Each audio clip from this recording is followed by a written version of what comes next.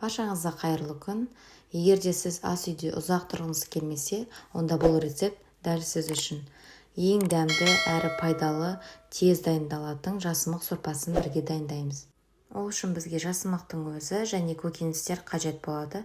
Мен алдын ала барлығын турап дайындап алдым. Ал енді қызып тұрған ыдысымызға сары майымызды салып, ертіп аламыз. Майымыздың үстіне сарымсақ пен чеснокты салып, жақсылап араластыра отыра қуырып аламыз.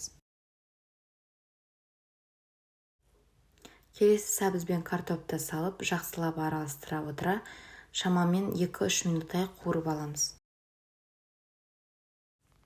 Келесі алдын ала жуып дайындап алған жасымықты саламыз. Оны да жақсылап араластырып, оның үстінен қазір су құятын боламыз. Ал енді осының үстіне суымызды құямыз. Шамамен 1,5-2 литрдай су қажет болады. Егер де сіздерде дайын сорпаларыңыз болса, оны да қолдансаңыздар болады. Сіздерде де солай ма? Менің жолдасым сұйық тамақтарды аса қатты іше қоймайды, бірақ дәл осы сорпаны өте ерекше жақсы көреді. Егер де солай болатын болса, осы сорпаны жасап көруге кеңес беремін. Сорпамыз бір қайнағаннан кейін дәміне қарай тұз салып, жақсылап араластырып аламыз.